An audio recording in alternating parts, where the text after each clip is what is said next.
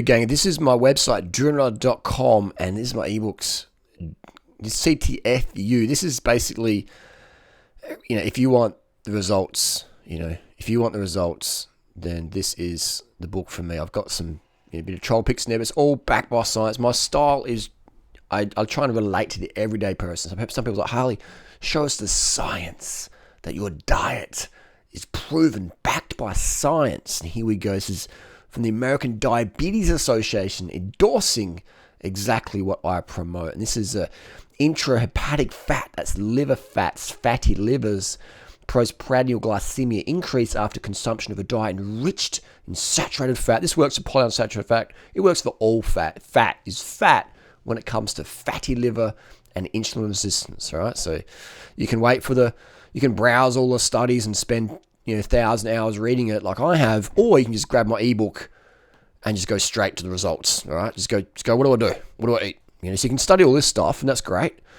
But for me, I'm like, I want the juice. I want the fruit. You can study the roots. How does this mango tree stand upright in the storm? How does this mango grow? That's fine. You're cool. You study that. I'm not going to really study it. I'm like, just give me the mangoes. Give me the mangoes.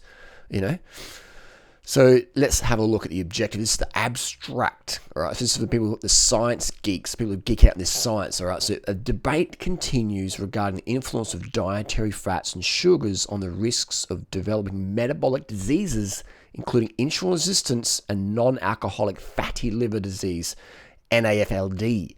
So insulin resistance, aka type 2 diabetes. We've investigated the effects of two eucaloric diets, one enriched with saturated fat, SFA, and the other enriched with free sugars, sugar, aka sucrose, which is a 50% glucose, 50% fructose, on intrahepatic triglycerol, aka fatty liver, hepatic de novo lipogenesis, and whole body postprandial metabolism. These are overweight males, so these are guys with damaged metabolisms. All right, these aren't Durianrider A-class athletes who've been following my program for a while and have become obese to beast. These are actually probably keto people, overweight, average American Homer Simpson style. All right, so we've got 16 overweight males. All right, not Durianrider followers, but overweight males were randomized to consume SFA or sugar diet for 4 weeks before consuming the alternate diet after a 7-week washout period.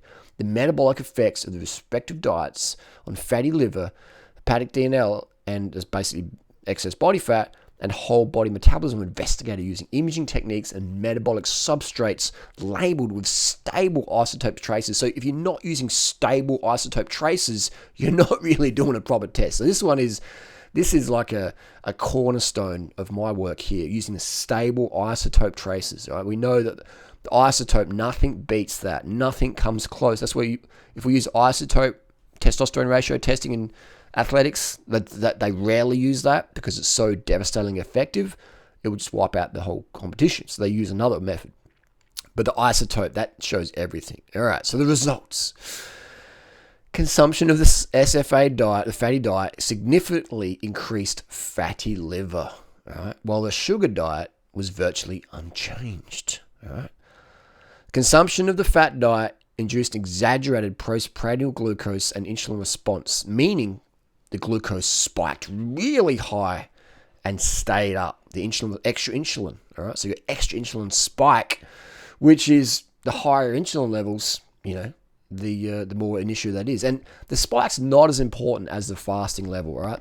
So I teach people this, the fasting level is what really matters, because if your fasting level's high, that means you've got sustained high blood sugar and sustained high insulin levels, all right? So that's the bad thing. If it spikes for 2 seconds, it's not really much of an issue, but if it stays up, it's like having an erect penis for 12 hours or 4 hours.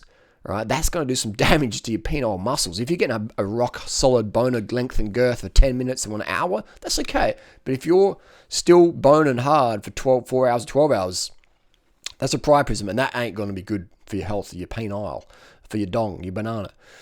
So that's the context there. So if your blood sugar's high for 12 hours or 24 hours, that's not what we want. If your insulin levels are high, that's not what we want, unless you're trying to be a sumo wrestler, unless you're trying to be a bodybuilder, because high insulin is perfect for bodybuilding, because insulin is anabolic, but it comes with all the inflammation. That's why most bodybuilders look so inflamed and puffy. All right, So compared to the sugar, although the whole body fat oxidation, lipolysis, and DNL was similar following the two diets, consumption of the sugar diet resulted in significant decreases in plasma total, cholesterols, and by beta hydroxybutyrate plasma concentration. So just a far superior, way to go. Conclusion. Consumption of a fatty diet has a potent effect, increasing fatty liver with exaggerating postprandial, that's after meal, glycemia. So fatty diet increases your blood sugars and increases your chances of fatty liver. The sugar diet did not influence fatty liver and induced minor metabolic changes. What were these metabolic changes? Were they positive or negative? They don't say. Our findings, which is a bit, where's the full context? Our findings indicate that a diet rich in fat is more harmful to metabolic health than a diet enriched in free sugars. There we go. So even that isn't much context at the back there, But anyway, that's the science behind my teachings, all right? And look at these physiques here. This is myself and Natasha. You can see the low body fat levels, and you can see it for the last 2 decades. If you'd known me online, you see my body fat is always. I'm a lean guy, because of my diet, my nutrition, and training. I haven't been able to train for 2 months. I've got some nerve damage from being assaulted, and I still, all going to the court and stuff like that. So I haven't been able to train for the last few months properly like I normally can. So, I'm in a lot of pain at the moment, and it's affecting my ability to work, etc. But I'm still lean. All right, my nutrition plan works. All right, so this is if you want to become the fittest, leanest version of yourself. What's the best foods for weight loss? Some people don't even know. Some people don't even know what's the best food for weight loss. I'm like, oh man, what a poor, miserable life existence that's going to be, being scared of certain foods that your body needs.